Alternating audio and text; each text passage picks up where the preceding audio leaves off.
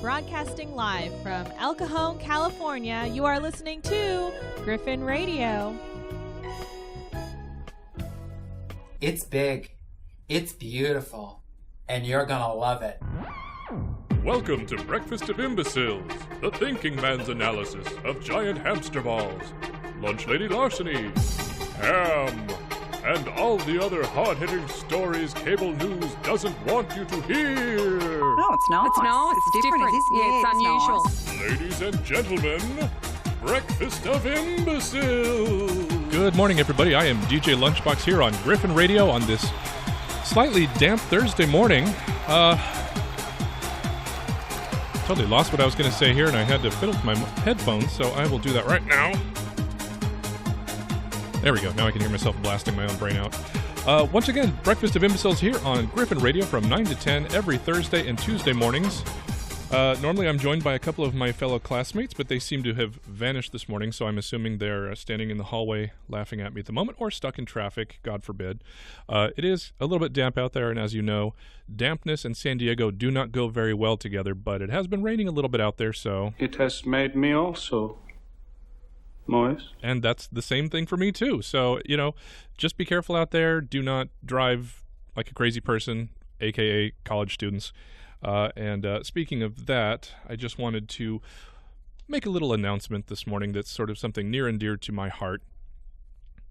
Little anonymous shaming going on here. I was following some guy down the corridor. Oh, you know what, by the way, the views, comments, and opinions expressed on the show are those of individuals and not necessarily shared by Griffin Radio, the Media Communications Department, Grossmont College, or the Grossmont Cuyamaca Community College District. This podcast is copywritten by Griffin Radio and Grossmont College 2018. Thank you very much. So I'm following some dude down the hallway this morning, and I'm about 50 feet behind him, and I can tell he just smells like he rolled through the cologne counter at Macy's. He was putting on his cologne. It's Old Spice, thank you. He was putting on his Old Spice with a roller. This was a toxic person to follow behind. So as a public service announcement, I'm just going to say it for everybody out there. If you wear cologne and you don't do that spray and walk away thing, you're wearing too much cologne. And you likely share a class with anywhere between, let's say, 20 to 50 people, you are a bad person. So lighten up with the cologne a little bit. If I can taste it sitting next to you, it's too much cologne. So don't do that. Just think of other people, for God's sake, won't you? Just think of other people. Don't be so selfish. On that note, that's a seamless segue here. Let's cover a couple announcements this morning. Let's see. The Griffin Works internship program is having they're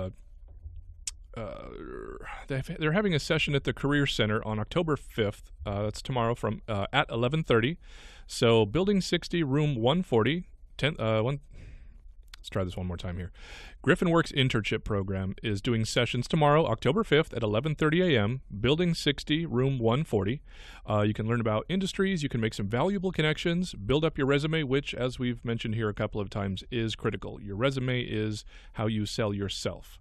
Most people don't really think enough about how to present themselves in their resume or how to format it properly, so by all means, get all the information you can on something like that. You can get some professional experience. It's just a really valuable kind of meetup you can do there. So once again, tomorrow, October 5th at 11:30 a.m., the Career Center, Building 60, Room 140. Show up, won't you? Let's see. Again, I think we've covered this a number of times, but it is very important and valuable. Grossmont College on October 10th from 10 a.m. to 2 p.m. is hosting their 2018 Career Expo. Come by, get all kinds of information, meet all sorts of people at the booths. Some companies are hiring on the spot, so, don't roll up in your torn jeans and your tube tops. I'm talking to you gentlemen, too, because I've seen some of you out there. Come by, get some really interesting information, get some ideas what you want to do with your life, talk to some people, make some career goals. Very interesting. October 10th, 10 a.m. to 2 p.m. Come on by. Please do that, won't you? And Gizmo's Kitchen. You know what? I like to cover this one a lot because it is a very worthwhile organization here at Grossmont College. Gizmo's Kitchen is in partnership with the San Diego Food Bank, who provides food assistance to any currently enrolled Grossmont College student experiencing inconsistent access to adequate food. The program provides short-term relief and offers referrals for additional community food resources for ongoing assistance with food insecurity. You may not know this, but you should because you're a regular listener, of course, but 67% of community college students experience food insecurity. So it's very possible that the two people sitting on either side of you in your class haven't eaten today, or may not have eaten yesterday, or don't know when they're going to eat next. So it's a fantastic service that they provide here for Gizmo's Kitchen to help students who don't know where their next meal is going to come from. The food pantry services are confidential and may be accessed once a week with a valid Grossmont College student ID when regular classes are in session inside the Student Health Services building, which is number 60, room 130, from 10 to 2 p.m. Monday through Thursday. They are closed on Friday, but if it's outside the hours on Monday through Thursday, you can call 211 to find resources near you. It's a fantastic organization. If you can, please donate to Gizmo's Kitchen. They will take any non-perishable items, canned goods, dry goods, that sort of thing. Very, very helpful. So I think with that, we will close the book and thunder through the desk here. So I just want to say that karma is a strange and wonderful thing, and emphasis on strange. So usually my journey to classes in the morning isn't really anything special. I get here, at the crack of butt, and I roll in and I get a good parking space over in the structure. This morning was a little bizarre.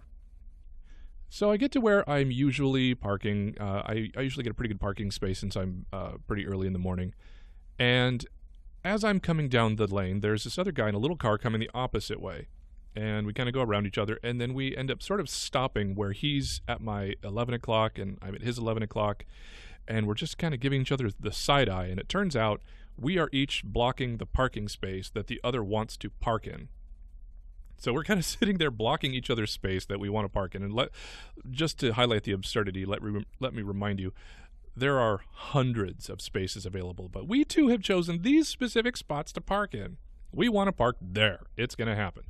So I'm just a little PO'd because I'm a creature of habit. I don't like people interfering with my parking because it's so special to me. But I pull forward a little bit, and I kind of make that weird, awkward S turn. I've serpentine around him to get into my parking space, and we eventually solve this problem. We come to a detente. I get into my space, he gets into his space, and I'm unreasonably cranky. I'll admit that.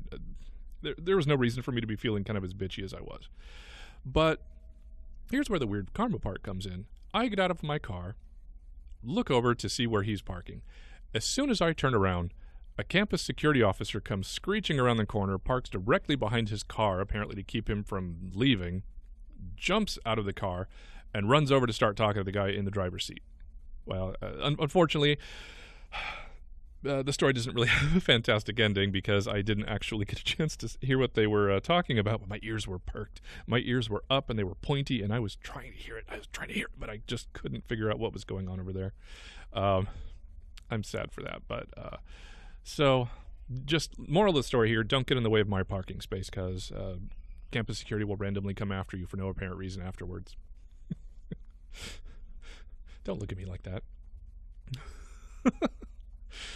All right, so we're going to move here into this segment. I initially had intended to make this sort of philosophical question segment. Just it was a one-time thing, but it really just kind of, I've started to enjoy it quite a bit. So I figured we could make this this may be the last one, but it's the third segment in a row, and really, it makes me shake my head. Some of these questions are really stupid. I'll be the first to admit these are some stupid questions, but some of them are kind of head scratchers. So without any further ado, ladies and gentlemen, we are down to deep questions. I like a little Mary Schneider yodeling under me when I'm asking the hard-hitting questions. It's all part of the journalistic facet that is part of Breakfast of Imbeciles. Why did the Flintstones celebrate Christmas? I think that's a really critical question, considering how long ago they lived. If a movie was made about Morgan Freeman, who would narrate it? If you're not supposed to talk to strangers, then how do you make friends? Well, I mean, I don't have any friends. If you watch an Apple store get robbed, are you an eyewitness? Oh God, it sounded so funny when I wrote that one down, but now it just makes me cringe. If you can drink a drink, can you food a food? Why do pictures come out square when they're taken with round lenses? If two blind people are dating, would you still say they are seeing each other? Oh, God. This sounded like such a good idea 2 hours ago. If Lady Gaga has no service in the club, then why is her telephone ringing? If a book bag is to carry books, what's a handbag for? If someone is bald, do they use shampoo or body wash? If you're driving a stolen Tesla, is it now called an Edison? Why is there a D in fridge, but not refrigerator? Is the S or the C silent in the word sent? Does expecting the unexpected make the expected... Let me try that again. Does expecting the unexpected make the unexpected the expected? If your shirt isn't tucked into your pants, then are your pants tucked into your shirt? Now that is a good question. Can atheists get insurance for acts of God? Do Lipton employees take coffee breaks? That's so stupid. This is so stupid. What hair color do they put on the driver's licenses of bald men? Or women, for that matter? What was the best thing before sliced bread? Why is stealing ideas from one person plagiarism, but to steal from many people is called research? Why do croutons come in airtight packages? And of course, the last and my personal favorite. If people from Poland are called Poles, why aren't people from Holland called holes?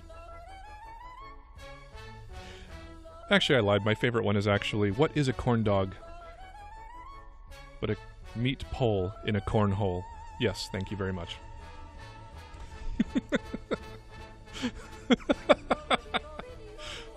I'm sorry, I'm making myself laugh, and it's so sad. It's so sad. Thank you so much, Mary. We're going to just put a pin in you. We're going to turn you right down there, put her to bed. Mary gets a little carried away, and once she gets going on a good medley there, you just really can't stop her. All right, so it is... You know what? Let's go ahead and take a break right now.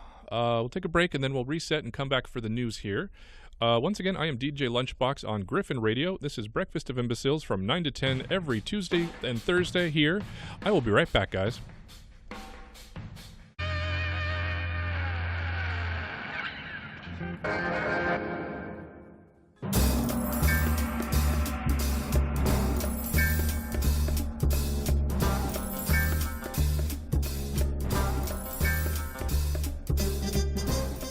Good morning, everybody. I am DJ Lunchbox here on Griffin Radio. You are listening to Breakfast of Imbeciles every Tuesday and Thursday from 9 to 10 p.m. And I have got a surprise guest here once more with me. I'm DJ B. Millie. That's B. me. Millie. That's me. Who's come by to save me from myself. Thank you so much for that. My pleasure. Anything. Oh, always, I was just always. staring into the void and getting this sort of tunnel vision, and You're doing great. walls were closing in. Sitting here by myself, and I'm like, I've only got 9 pages of material. Let's see. Griffin Radio, you can check us out on Facebook, Griffin Radio 119. Instagram, you can check us out on Griffin Radio SD. And, of course, you can listen to us on the TuneIn app for your Android and iPhone and on your computer. Look for the Griffin Radio channel. And don't forget to email me at lunchboxthedj@gmail.com, because I do like to get messages from people and find out what you like, what you don't like, and any stories you may want to hear on the air. So good. Because I can't be relied upon to be the only one. I can't carry this myself.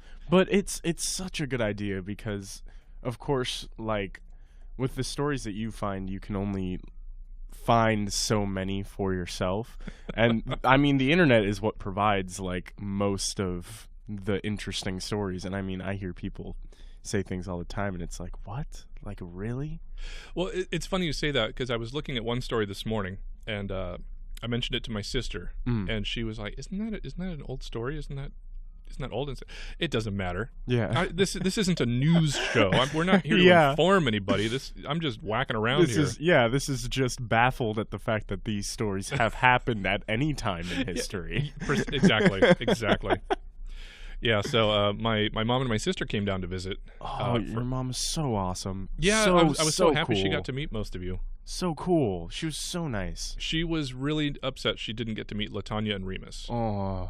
Because she's heard about them. She's heard them on the air. So at least she got to meet you and Jesse, because she's heard you two talk. Mm-hmm. So it was... The one thing that's so weird about radio is finally seeing what the person you hear looks like. Yeah. And for us, it's something we don't even think about, because, you know, I see you every time I'm here. But, you know, when I go into the website and I see, back in the day, Jeff and Jared with their big ham heads sitting there, it's like, that's not what I thought they would look like. Yeah. So I completely get what you mean. It's a lot attached to the voice itself, regardless of what the person looked like. Exactly. And, again, I feel like that's another reason that, like, radio is becoming is not dying as people believe it to be, just because it's so unbelievably easy to listen to any podcast, radio station, anything, especially while you're in your car, just to flip it on and push a button. Yeah, and it's weird though, because radio is sort of becoming like Radio Plus.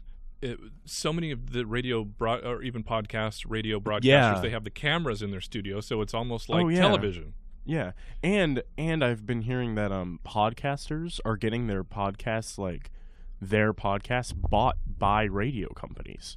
So they have their podcast, and a radio company decides, okay, we want you to come on air, like on our radio station, and make this podcast. Oh. Gives our station new listeners and gives your podcast new listeners. I was like, that is a good idea. That's a really good idea. Yeah. I better get these things shipped out and over, because I got all these recorded. Oh, man. I'm telling you. Just going to blast somebody with a whole email chain full of YouTube links of all of these Lunchbox, shows. I am telling you, if you send out just a couple of these recordings with how you work the board and like the hilarity that ensues, you will get offer after offer after offer after offer. Well, I'm amusing myself, so at least one person. Yeah, for sure. So speaking of my sister, my mom and sister are finally leaving today. My sister has moved to Tennessee with her husband. Oh. And my mom lives in Utah now. Oh. So cool. My mom's been in Utah for like, I want to say 15 years now, and my sister just moved out there in May. I want to say May or June. Okay. So it's kind of nice to have the old gang back together. Yeah. And it's been a long time since I've lived with a girl in the house. And I told her, I said, just so you're aware, I'm going to talk about this on the air. Mm-hmm. I forgot how much girls shed. Oh, because her hair's about all the time, 1.5 feet long, maybe, or so. I mean, it's long. It's not crazy long, but it's she's got good length. And I found a hair hanging from my damn orchids yesterday. I don't even know how it got there. Just residual, like, clinging and shedding. I think it just caught an updraft and drifted across the house and just alighted gently across my flower in the living room. I just looked at that. What the hell? It caught an updraft. I do feel though, like, obviously, I mean, this may be an obvious comment, but I feel like the longer the hair, the easier it sheds, and I feel like that's why. Oh yeah, it probably drops off from its own weight or something. Yeah, for sure. Because I haven't cut my hair in a while, and I feel like I'm shedding a lot more than I used to, and I feel like, and I live in a house of women, so like shedding all the time. Well, it's funny you say that, because my hair obviously is very short, and you know, I shed a lot, but then I'm also a lot older than most of you. So, I mean, when I come in here to the class, sometimes I'm like, "How do you do, fellow kids?" I'm looking around just trying to see. Oh, I know you. Really, I was drinking when you were born, kind of thing. And that is the interesting thing, is like coming in here and having such a interesting age gap, like because you go into this radio class, and like I was the production manager last year, and I've got all these A students coming in, and there are people that are your and Latanya's age, like late 20s, early 30s. I can't even tell how old Latanya is, and I'm not going to ask her because I'm a gentleman. Yeah, of course.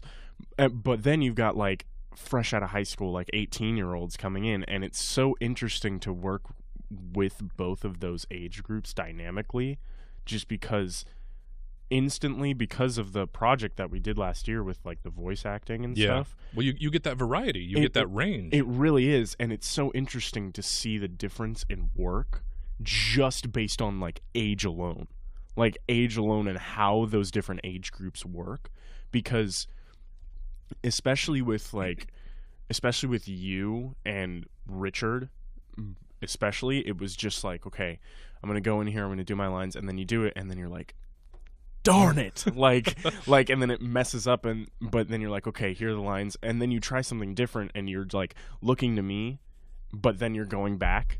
It was much more of an independent like advice process from me to you, but when I had like Remus and Marion and Jesse in there, it was a lot of, okay, I'm going to read directly from the script, and then I'm going to look to you. How am I doing? What do I need to do differently? It was much less advice and much more guidance, and both of those worked.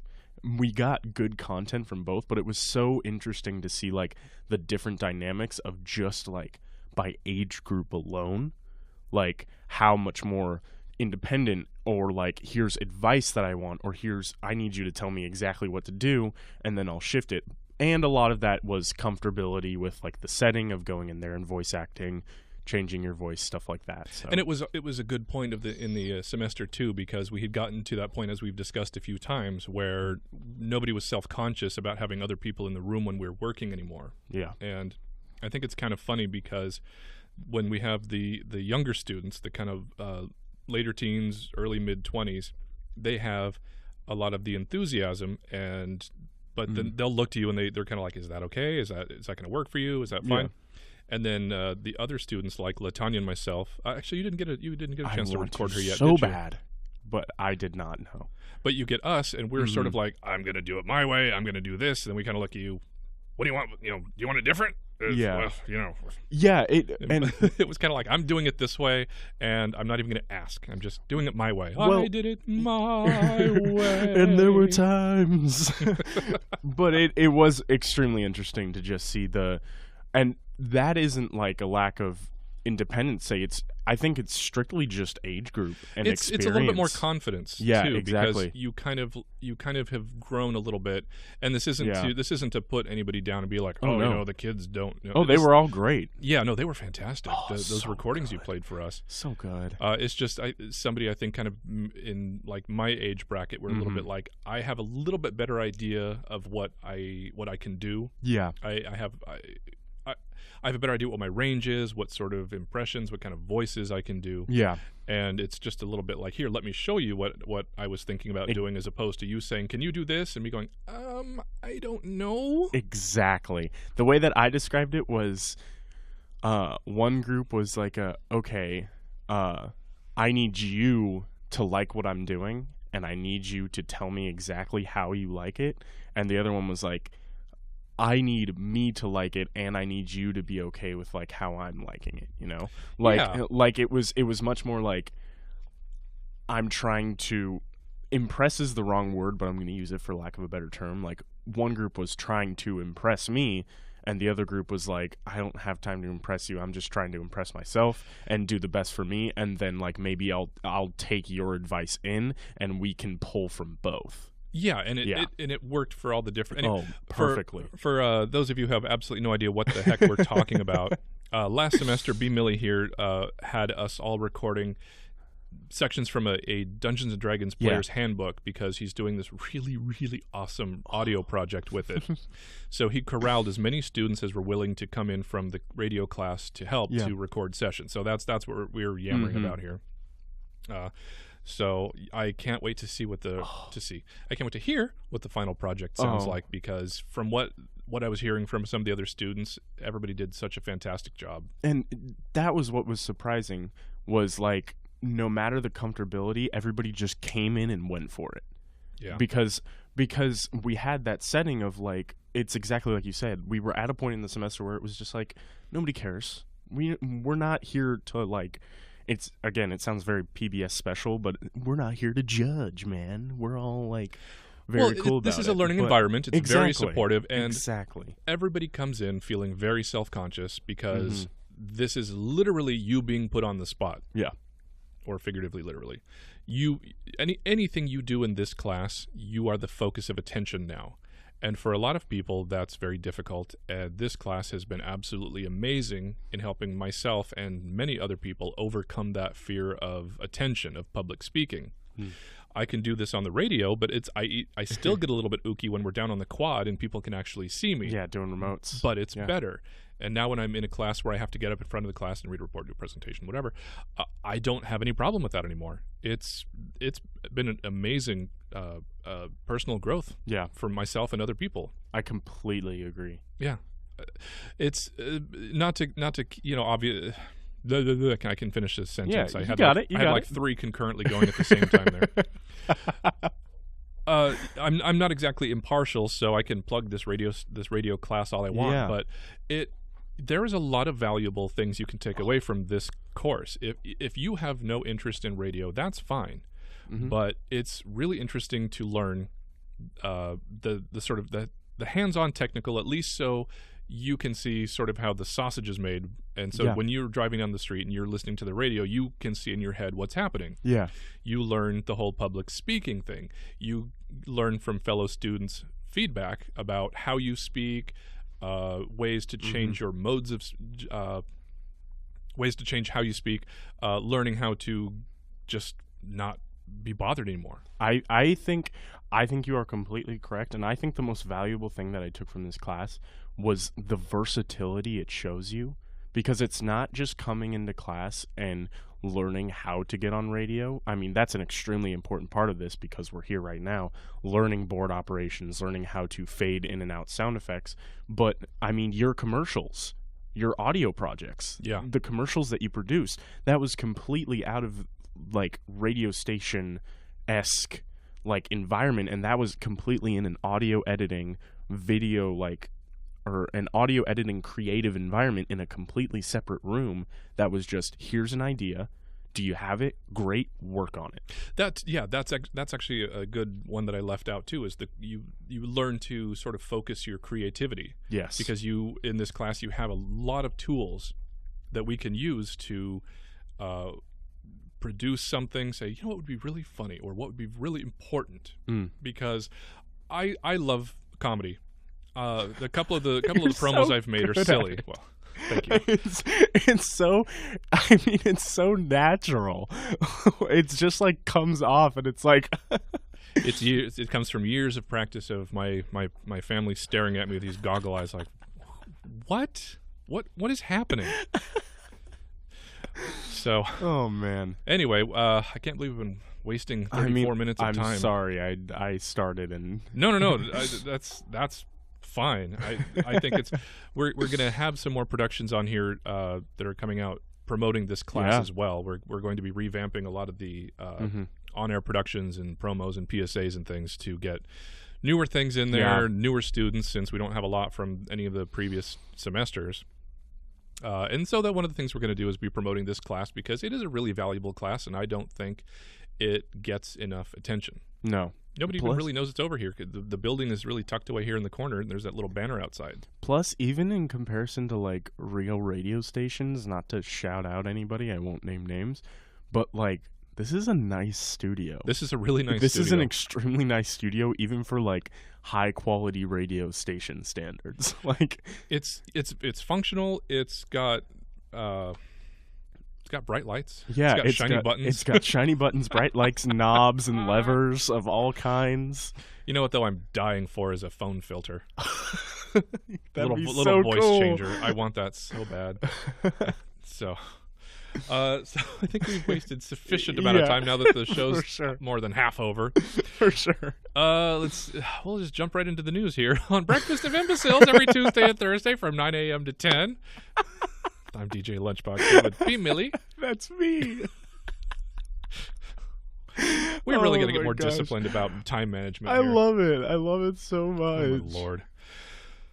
A Virginia man is facing charges after he allegedly grabbed produce at a Manassas store, pulled down his pants, and rubbed the food items on his bare buttocks.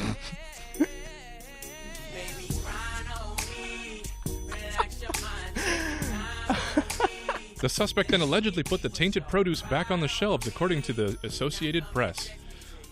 Michael Dwayne Johnson, 27, was arrested Saturday afternoon at the Giant food store after an employee called 911 about destruction of property.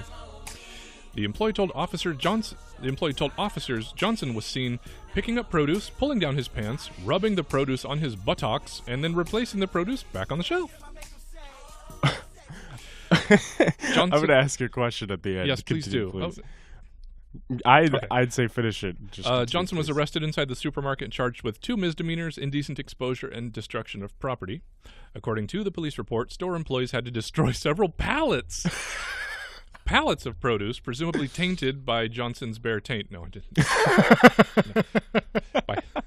No, I didn't. That's not in the story. Authorities say they haven't determined a possible motive yet. A police spokesman told NBC Washington she did not know what type of produce Johnson allegedly defiled, but the police mentioned it was fruit. Yeah, that was my question. Was like they kept using the word produce. What exactly was he rubbing? Well, I wonder if he was looking for some sort of texture. Was there like... was he going for a stone fruit? Was he like something that had a little grit to it, like a head of cauliflower? He was trying to texture. I mean, he's going to want to stay away from the durians and dragon fruit because those are going to be a little... that is unbelievable. I got nothing on this guy. That's just... I love that they had to destroy pallets of produce because I'm assuming it was cross-contamination sort of thing. It's like, okay, he takes an apple and back and forth on his behind and then sticks it back, and they're like, well, we can't, this one's good, that one's bad, this one's good, that one's fine, throw it in the trash. That's just Well, if it was fruit, my first guess is peach. That's my first. That's a little meta. It's kind of like a little mirror. Yeah, I guess. Little peach on his peach. Yeah, but it's so soft. That's my mentality. That's my mentality. As soon as you said it's so soft, I was thinking, don't squeeze the Charmin. But what was it about produce that made him do this? My valid question. I'm going to assume he was specifically doing it to ruin the produce because, if he had gone down the paper towel aisle, it's plastic, and I can't imagine they would just hose it off and put it back on the shelf. For sure. But at least it wouldn't be something that's perishable, I guess. It's not a consumable. Yeah. So that there had to be a vendetta of some kind. That tells me he was targeting the fruit, and maybe he was just trying to start a countywide outbreak of conjunctivitis or something. I don't know. Just pink eye as far as the eye can see. Oh my gosh, that's a really good one. That's gross. We're going down a really gross that's path here. That's a really good one. It's just rubbing his butt with fruit. He was trying to get those humectants in there. He wanted to. His skin was chapped, so he was trying to get that all-natural fruit essence. Do you think he tried to do that thing that Jean-Claude Van Damme does where he cracks a walnut with his butt? Maybe. I wonder if he... I'm not going to say that. What if he was allergic to strawberries? Everything just sort of closes up and he can't... Never mind. Okay. I pulled a Jesse and I just went way too farther. Oh, man. Thunderstruck, we're thinking of you here. We're thinking of you. We're pouring one out. Shouts out. A Chinese woman used 40 empty cement bags to craft an intricate wedding dress with an especially long train. Tan Lili, 28, dubbed the Cement Bag Empress Wu by fans, shared a video showing the wedding gown she made by sewing 40 cement bags together. Oh. The video shows Lili walking in the dress and dragging a long cement bag train behind her. Lily says she was inspired when she saw the empty cement bags and decided to put them to artistic use. So she just saw somebody's construction yard trash laying around and said, I want to make that into a wedding gown. Lily was inspired when she saw the cement bags. For that sound effect, you could have just opened the door outside. Oh, they're doing all that construction. No kidding. I mean, I don't want to jinx it, knock on pressed plastic Formica, but there's wood right there. Oh yeah, I guess that's okay. wood. That is it's wood grain. We'll just call it wood. Yeah. I'm glad we're not hearing any of the subsonic tractor rumbling through the headphones right now, because that's not distracting at all. But that is unbelievable. Cement dress. What I wonder is, like, what if there were like pieces of dried cement like left that she didn't clean out, and she like sweated in the dress and then she couldn't get out of it, like she activated it like unintentionally, and then what she's if just the bags walking weren't empty and it was super heavy, so she had to have like all 6 of her bridesmaids carrying it behind her. Or like a construction worker comes in the middle of the wedding, there's my cement, and there just like is. rips it up. What if it rained and she got stuck to the ground? So many probabilities that she probably had to account for. Vera Wang, eat your heart out. She just, and the photo on this, by the way, these were not there really... was a photo with this? Oh, absolutely. Oh, love it. The cement bags were not altered in any way. They were just simply stitched end to end, and they made a long train. So she didn't even do that thing where sometimes you'll see in the news where some girl like patches doesn't have a it. prom dress, and so she makes one out of laminated newspaper, and she like stitches bows and makes have you ever seen stuff like that where somebody will take just like random and like accessorize or like add little like cement bag accents? Yeah, where they actually take it and cut and stitch and sew, and they go full seamstress. She just simply took all 40 bags and just stitched them end to end, side to side, and made one long train out of it. Didn't even turn them inside out, so the brand name was stamped 40 times, hanging from her butt. Is 1,000 times better than what I originally thought. Now I have a whole new image in my mind, and I'm in love with it. No, this took her probably about 20 minutes. I love it.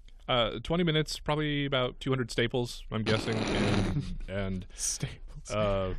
We're at a Staples. Who's got the Elmer's glue? Just sitting there like an art project in 3rd grade. Hold it for 3 seconds at least. I gotta go. Well, you know how the groom is also not supposed to see the bride before the wedding? You gotta think there were some second thoughts going on there. Yeah. Oh my god, my wife's gonna be so beautiful. Oh my god, I'm marrying a hoarder. So she's just strutting along, apparently sees 40 empty concrete bags. I don't even know if they were in a dumpster or not. Maybe they were just on the side of the site, and she just went, haute couture. Vera Wang, eat your heart out. This is happening. That is awesome. I love it. I love that so much. Nearly $18 million worth of cocaine was found in boxes of bananas that were donated to a prison in Texas on Friday, law enforcement officials said.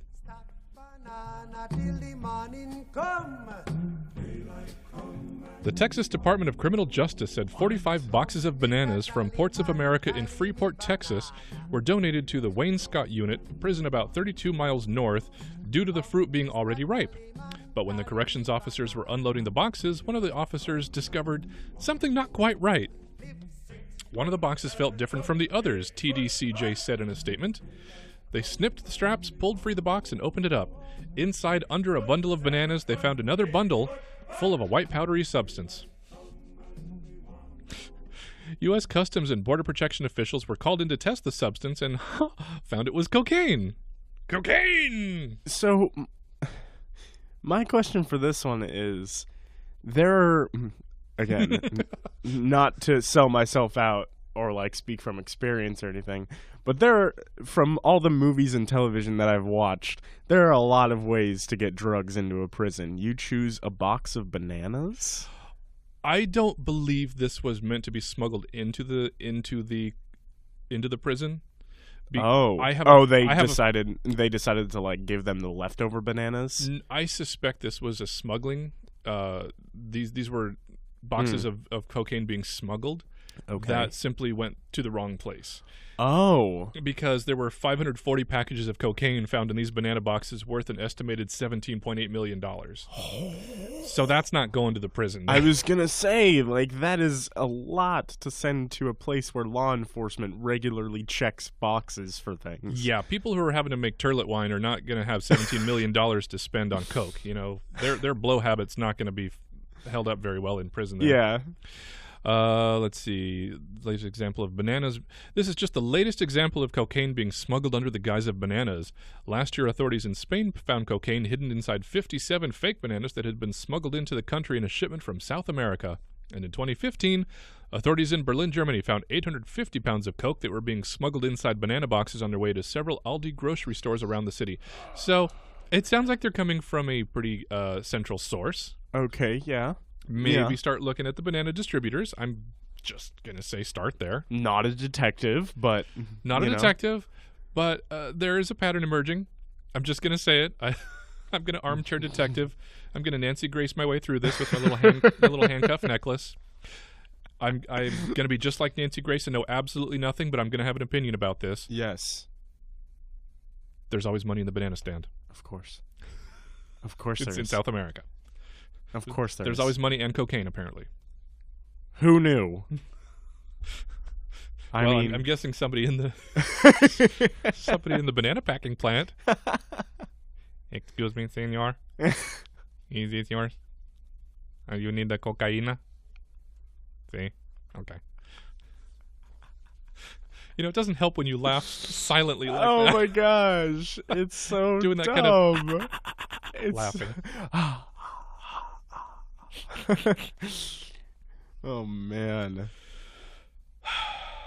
I got nothing. This is literally what gets me up in Tuesday, Thursdays is breakfast of imbeciles. I swear. Me too. This is what gets me up in the morning. Roll out of bed like, Well, and I think, God, somebody probably did something real stupid on the news today. Well, I'm still trying to decide which one of us, between the two of us, is the dumber. The one who actually chooses to look up these stories and be here at 8 in the morning to prep for this, or the other person, you, who chooses to come in to sit through this, who doesn't even have to be here and listen to all this idiocy. I'm going to go on with me, but that's just like in general with everything. Oh, it's a rhetorical question. There is no answer. What is the sound of one hand clapping, you know? It's just kind of a... Yeah. Well, I don't have long fingers like that. I do that and it just sounds obscene. On Sunday, May 20th, 30-year-old Otis Dwayne Ryan confronted a number of tourists making... Wow, I really mistyped this one.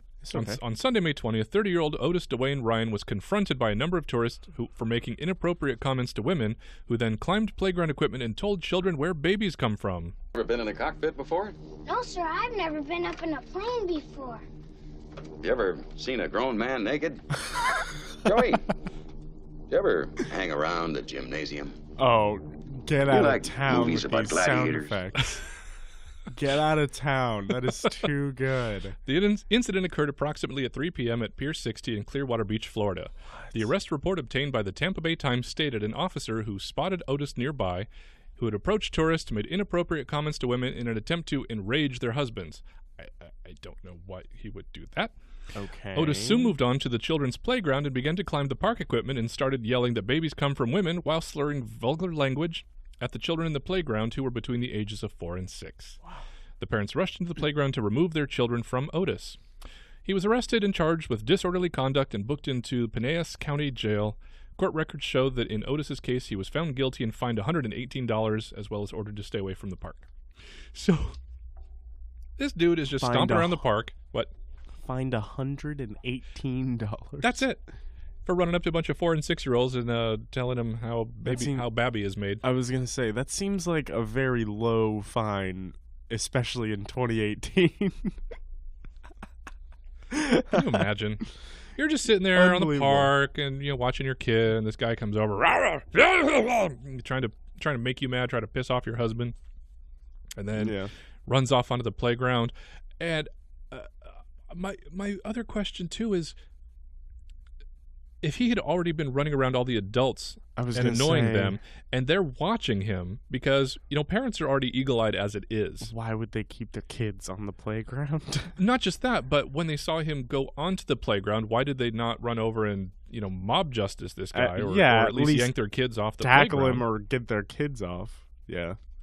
But yeah, so he just ran up and started telling him where babies come from, and the kids are like, what? Huh? And where was this again? Oh, take a wild guess. Florida. Of course it was Florida. This is like the take a wild guess. This is like the website FARC over here, where I just need to add a Florida tag to my story. Just have a little sound effect. Dee news from Florida.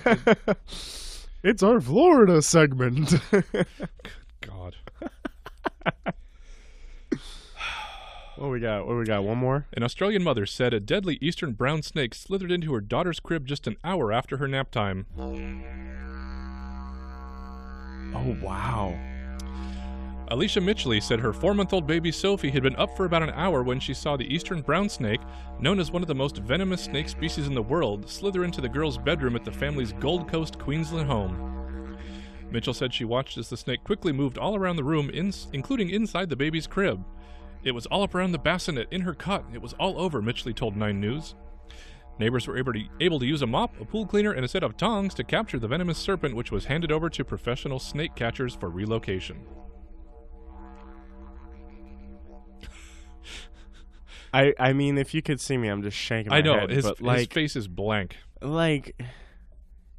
It's unreal. All these things in Australia... And how does one handle a situation like that? Apparently in Australia, you just call the neighbors to get a broom and some tongs and chase one of the most venomous snakes in the world out of your house. I guess that's it. With a child 2 inches from it? That's crazy. No, okay, now that it's funny you say that. I was going to clarify because I had to read the story twice. The baby was not in the crib anymore. Okay. Because I had to read that too. I thought the same thing. When I read the story, it said she watched the snake crawl into the baby's bassinet, and I was like, you watched? You just sat there? Oh man, this will be interesting. But what had happened was the baby had been napping, and she had taken the baby out of the crib like an hour earlier. So I don't know if there was maybe residual heat or whatever reason, but the snake crawled into an empty bassinet, and so the mother was like, "Okay, oh my God, there's a venomous snake." I was about to put my child in this. I see. Okay, cool, yeah. No, I thought the same thing. Yeah, but it says she watched, so I don't know if she was watching it with like a nanny cam kind of thing where you watch your kid with a monitor. If she was in the room just going, "Huh, isn't that a thing? Look at that crawling around." What is that large snake-like object? So yeah, just moving around the room. room. One of the most deadly snakes in the world. Yep. Mm-hmm. Hey Jerry, can you come over here with a broom and tongs? I got another one. Jerry. That's the third one this week. Can you just get over here? Get your snake broom. Oh my God! What kind of snake is it? It's one of those real deadly ones. What color is it? Brown? Oh, I gotta get the brown snake broom. He's got 3 different for all the colors. It's in Australia. Those people are so brave. It's probably just like, what kind of snake is it? That's a number 3. Okay, that's fine. A number 3? It'll go away by the morning. Yeah. just don't move too quick. Release a mouse. It'll be fine. Oh man, I love it. Do you have time for one more? Or are you going to head off to class now? Because it's about 5 till. Yeah, I'm probably going to have to head out. Make like a tree and leaf.